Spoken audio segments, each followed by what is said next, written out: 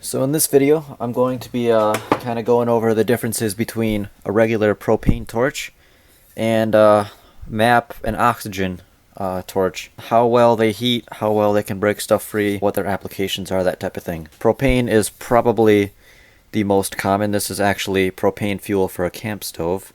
The normal cylinders you'll see for these torches are blue and a little bit longer, but it's really all the same stuff, and it all works just as well as everything else. I'll turn the propane on a little, strike it, and you can kind of see that blue flame there. That's about as hot as it's ever going to get. And this works fine for most applications, like busting nuts free or what have you if they're not on there for too long. This is perfectly fine for 95% of the things I do. Now, the very hottest part of this flame is the end of this inner blue tip, right about there. I'm not going to touch it because I'll burn myself, but we're going to hold the hottest part on this nut here, and we'll see if we can get it to even glow red. Now that's glowing red down there because there's some carbon on there. That's just burning off. But we're going to see if we can get the metal to actually glow red. And I could stand here all day and hold this on here, but it's just not going to. This thing is not going to get hot enough. Propane just does not burn that hot. When something is super stuck on there, what I like to use is the oxygen and MAP gas combination, because what that does is it allows me to use a lot of heat really quickly in one area to actually expand that nut or that bolt or whatever I may be heating up, so I can get the heat on there and break it free without letting the heat sit on there for too long where it spreads to other parts of whatever I'm working on and possibly damages something else. Propane does not burn nearly as hot as, for instance, this combination, so you'll be sitting there all day to try to get the nut as hot as you need it to be, and the heat will end up dissipating into the other parts of whatever you're working on, and that's a no-no, especially if there's rubber seals or other things that are heat sensitive in there. So to start with, what we're going to do is we're going to turn the MAP gas on just a little bit, a little tiny bit, you don't need much. Crack it free till we hear a hiss. Spark it up. And you'll notice that the flame is not actually touching the tip. What you're going to want to do is turn this down, turn this clockwise, so this flame is right on the tip.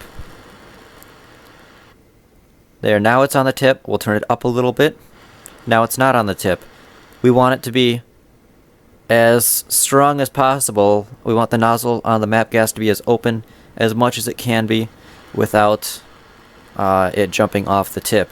So we'll turn it back down a touch. Now it's on the tip. We'll crack open the oxygen over here. It'll take about a turn and a half for this thing to actually engage, but we'll do it slowly.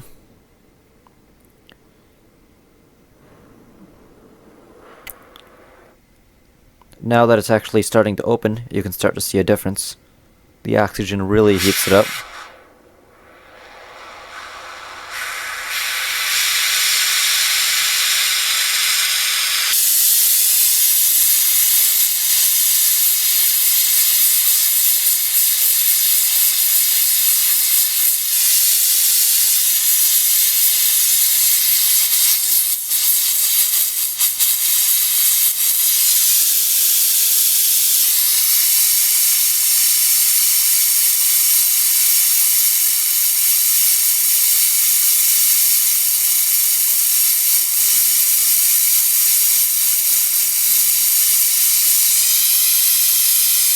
So as you can clearly see that this combination of gases works a whole lot more efficiently to heat up whatever you're working on a lot quicker, so the heat doesn't dissipate into other things and you can bust everything free. Because sometimes what happens is when the heat tries to dissipate into other things, what you can do, like especially with propane, is you heat up the nut, and as that starts to expand, it takes a while, so the heat on the nut actually transfers on the bolt on the inside, and that starts to expand.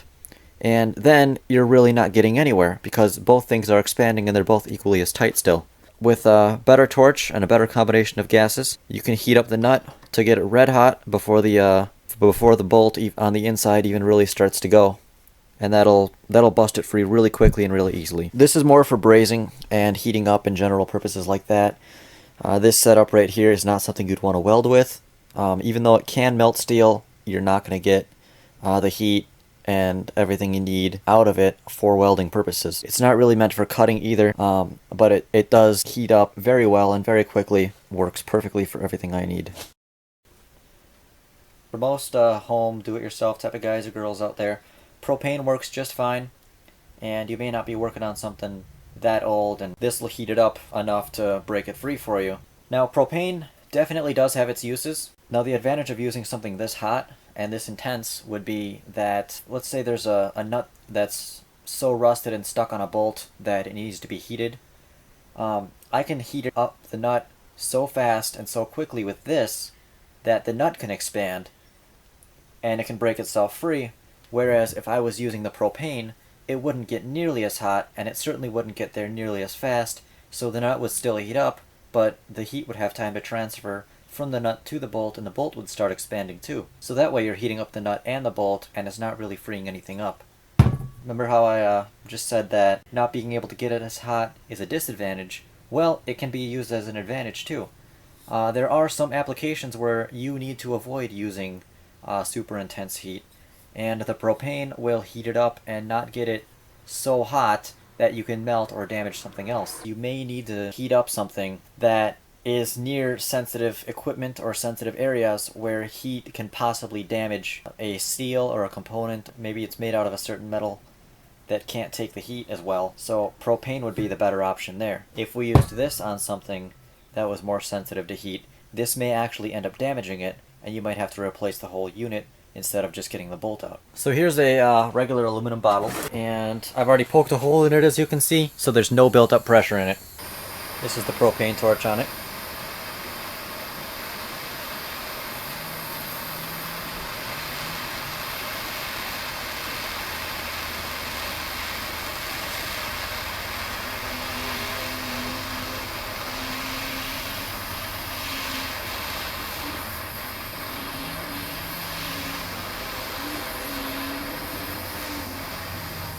So it will heat it up, and it takes a while to really do that. Eventually, if I hold it on there long enough, it will start to melt it. But keep in mind, this is aluminum, so it's a softer metal with a low melting point. If we take this flame here, get a nice intense flame out of it.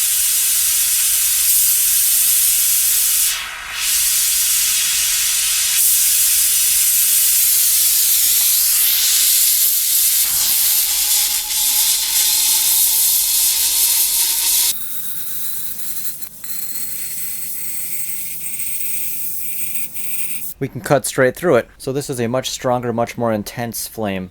So obviously one of the main differences between propane and a combination gas like this would be the temperature difference. The temperature difference is insane. Adding oxygen to this acts as an accelerant and makes the flame so much hotter and so much more intense. And you can obviously do a whole lot more with it. Now, that being said, this combination of gases is going to be more expensive. It's going to be more dangerous. It may be harder to find depending on where you live. Propane is used for camping. It's used for obviously this type of thing. It's used for cooking. It's used for a whole lot of different things, whereas oxygen and MAP gas have more specific uses. So not everywhere that sells propane will sell oxygen, MAP gas, or acetylene, or whatever gas you may need. So keep in mind that these may be harder to come by.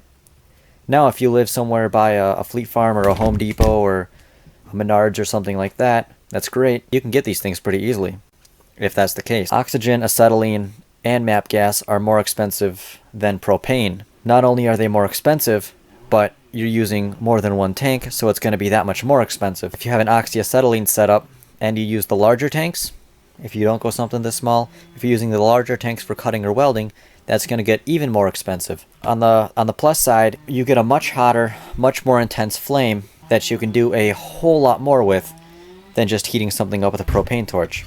This little brazing torch here was actually enough to weld this nut to this bolt. Sure, it took a while, but I still managed to do it. Now, steel, I believe, melts at around 2700 degrees, so this had to be at least that, whereas propane, not going to get anywhere close. The other thing to keep in mind is, especially on older setups, they use cork gaskets in here, and the cork can dry up, and it can leak, and then you'll have gases floating around. So make sure to use this in a well-ventilated area, and make sure to store this somewhere clean and dry, and don't let it freeze or get overly hot or whatever.